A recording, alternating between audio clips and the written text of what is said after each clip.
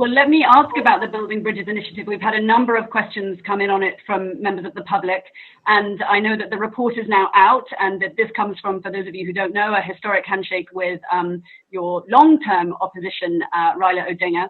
And I'd like to take the opportunity to ask a question that some skeptics have posed to me, which is what the overarching aim will be and what the structure of Kenyan society will look like once you go through this process.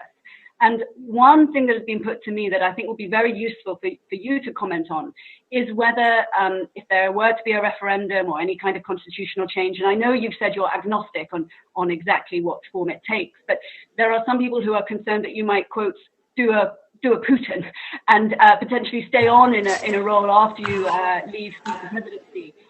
Can you rule out for us today that in a few years' time, I won't be calling you Mr. President or even Mr. Prime Minister? Well, I will put it to you this way. Let me just go first and foremost to the base question. And the base question is, what is the outcome that we all hope to see? The primary reason for the Building Bridges initiative, since our multi-party politics, we have always had tensions at every election cycle, tensions that were ethnic-based. And when we came together with Raila Odinga, the whole objective was to say that as a country, despite the fact that we have a new constitutional dispensation, we must ensure that future generations, our children, are not necessarily going to be faced with the kind of thing that we have seen. We want to transform our politics and make our politics that much more inclusive. And by inclusivity, we said, let us look at what are the issues, what are the crises that make these things happen. And that was the whole point of the BBI review across the country. Let's go through these points. Let's hear from the Kenyans themselves. Why do you always feel that an election must bring tension?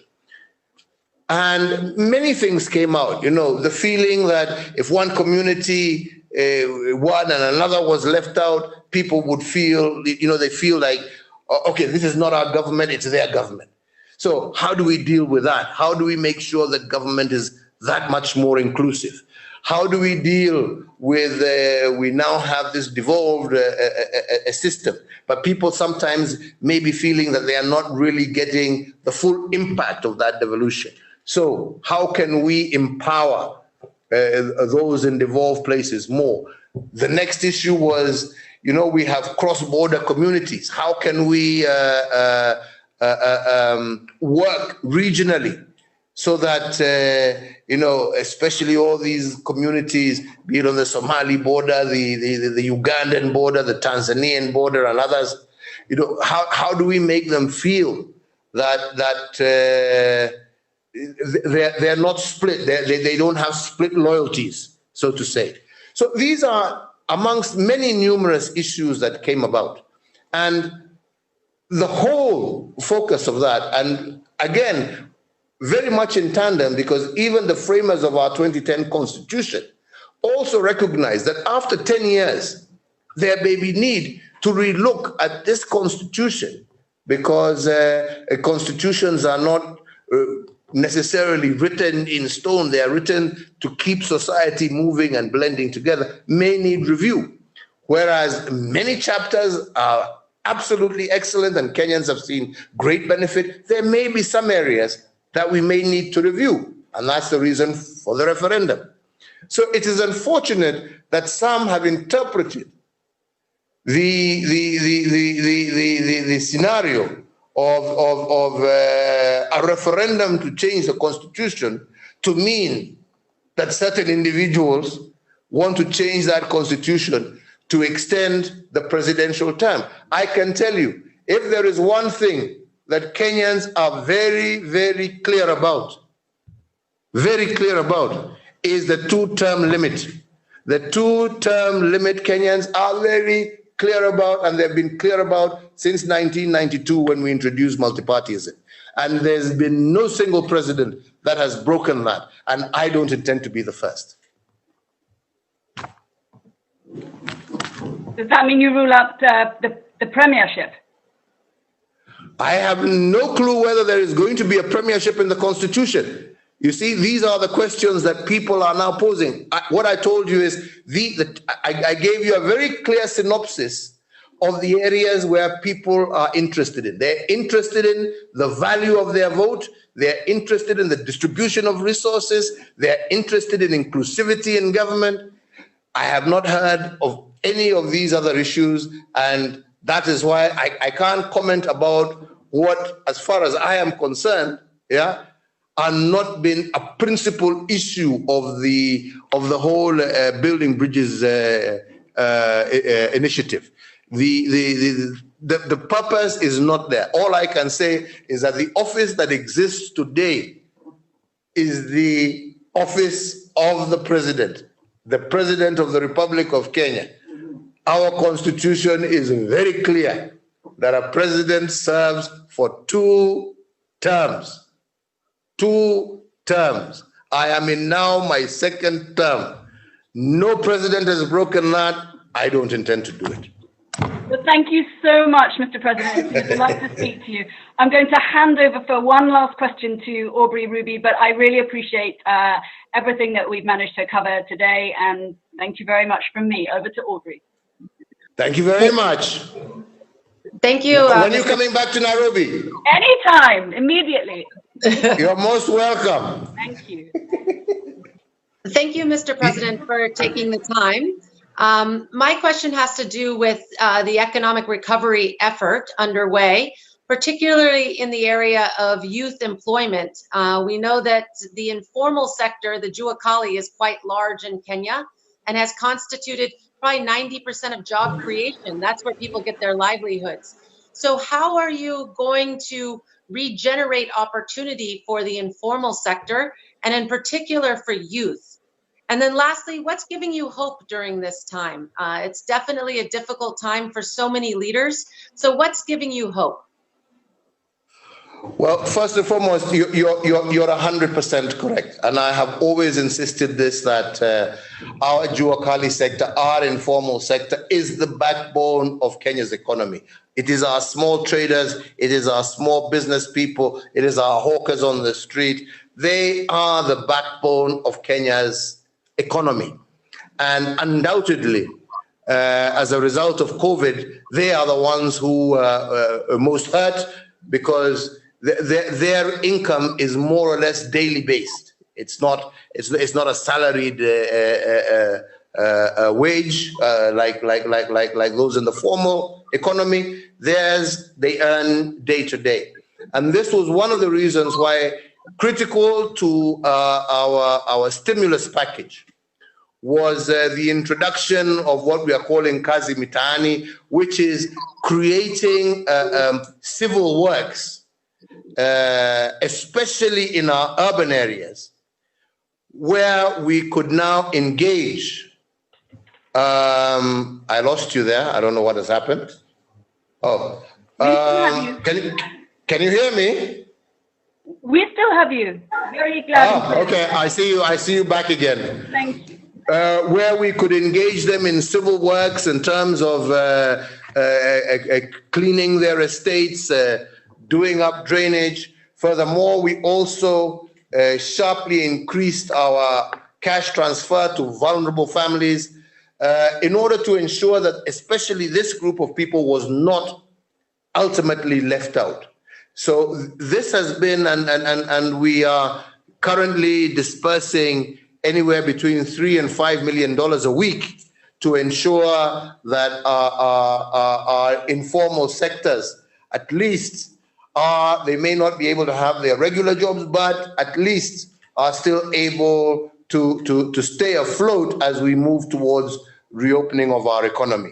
In terms of opportunities, the key areas that we're targeting, especially amongst our youth, and that's why we've even gone through with our new education curriculum, which we are now calling competency-based curriculum, is to say that we are trying to arm them now with the skills to start looking at technology, to start looking, in fact, we have different programs where we are seeing how we can we're training up our young people to get online work, for example.